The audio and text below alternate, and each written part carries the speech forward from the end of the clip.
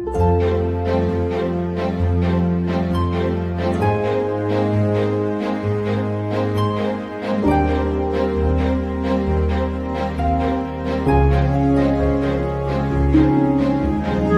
की ओर से पूज्य सुधा सागर महाराज जी को नमोस्तु नमोस्तु नमोस्तु। छुल्लक जी को इच्छामि इच्छामि इच्छामि। महाराज जी की शुभाशीर्वाद से और महाराज प्रभु मतलब महाराज जी के आशीर्वाद से ही सब कुछ हुआ है। फिर भी मैं सोचती हूँ कि मेरे बेटे और मेरे पति ने बहुत भक्ति भाव से सब किया, तो उसमें अमृत भक्ति के अमृत कुंड से कुछ बूंदे इन लोगों को मिलेगी क्या, ऐसा ही मेरी जिज्ञासा है। हाँ देखो, ग्रहण का और सबसे बड़ी चीज है,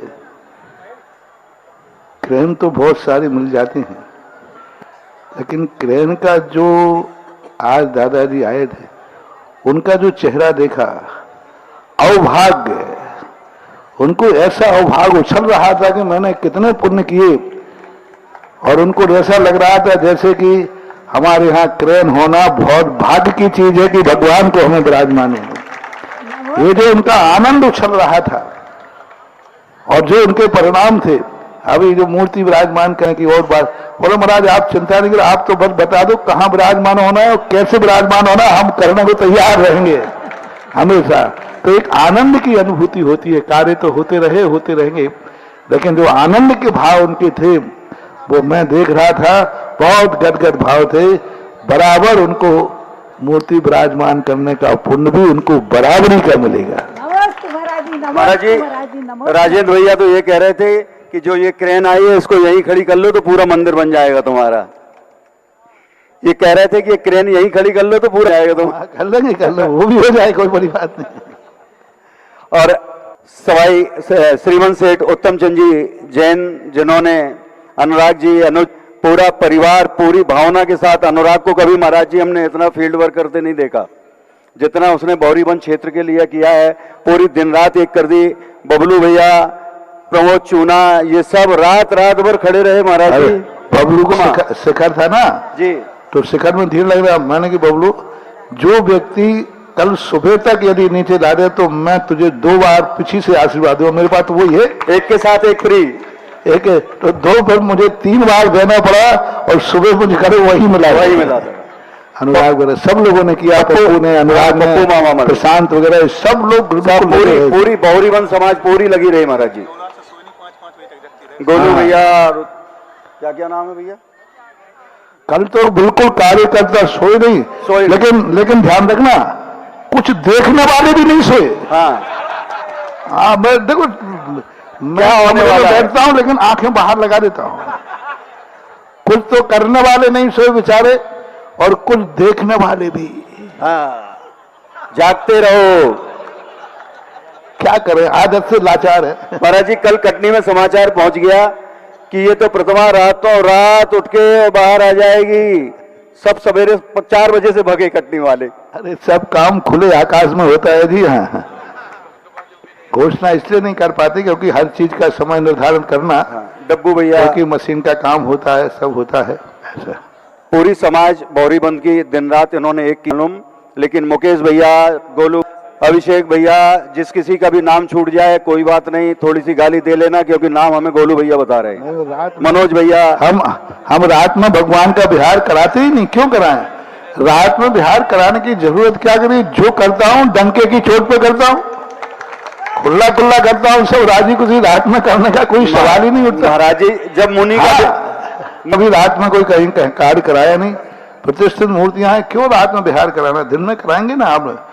हाँ, कोई ऐसी आपातकालीन हो वो एक अपवाद मार्ग है भाई, कोई ऐसी समस्या आ जाए, कोई बात हो तो अपवाद मार्ग की तो छूट रखता हूं, बाकी यहाँ कोई ऐसा बात नहीं थी, सब होता। वो समय निर्धारित इसलिए नहीं कर रहे थे क्योंकि मशीनरी का काम है, व्यवस्था है, कैसे करें। जी, सत्येंद्र जी, संतोष जी, डब्बू भैया, गोलू भैया, और बताओ भैया, पूरी समाज, हम तो ये कहते पूरी, जिसका नाम छूट गया हो उसका नाम सबसे आगे है, जो शेष है वही विशेष हैं। और आगे की जिज्ञासा के लिए श्रीमंत सेठ उत्तम चंद जी जैन, सारा परिवार महाराज जी, जोरदार तालियों के साथ हम इस परिवार का हृदय से अभिनंदन करते हैं। तन मन धन से लगा हुआ ये परिवार, जो लगेगा सो लगाएंगे, आगे की कोई बात नहीं होती। महाराज जी के चरणों में नमोस्तु नमोस्तु नमोस्तु। चुलक जी चरणों को मैं नमो इच्छामी इच्छामी इच्छामी। महाराज जी, आचार्य श्री का सपना था उत्तर मुखी मंदिर करने का। जब पापा अध्यक्ष थे, मैं भी था, 15-16 साल पुरानी बात हो गई। तो उनका कहना था कि भाई क्षेत्र में कोई भी हमको कार्य नहीं करना है, कोई भी निर्माण नहीं करना है, जमीन खरीदना है और 150 बाई 100 की जगह में उत्तरमुखी करना है।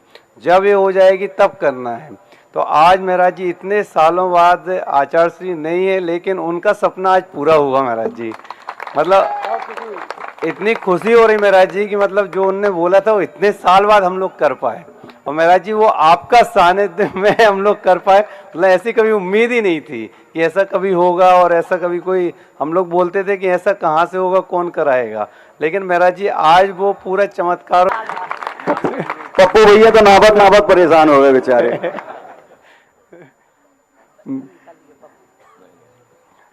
तो महाराज जी आज आचार्य श्री का सपना पूरा हुआ है, तो महाराज जी आज आपको कैसा लग रहा है महाराज जी? क्योंकि चेहरा बता रहा है। मैं तो बहुत गदगद होता हूँ, और मैं तो सदा, तुमने हमें कभी टेंशन में देखा ही कभी नहीं देखा महाराज जी। मैं तो सदा मुस्कुराता रहता हूँ। मेरे बराबर संकट किसी पे नहीं आते, और मेरे बराबर सुखी दुनिया में कोई नहीं है। सबसे मस्त रहता हूँ। बड़े बड़े पहाड़, बड़े बड़े लोग सब होते हैं, क्योंकि हमारे आचार्य श्री ने हमें वही कहा है, अपनी प्रवृत्ति है, तो इसलिए हम तो सदा खुश रहते हैं। और जब कोई ऐसे अच्छे कार्य होते हैं तो और खुशी की बात आती है। धर्म की प्रभावना हो, भगवान की महिमा बढ़े, इससे बड़ी खुशी और साधु को क्या होती है। आप लोगों का कल्याण हो, यह साधु की सबसे बड़ी खुशी है।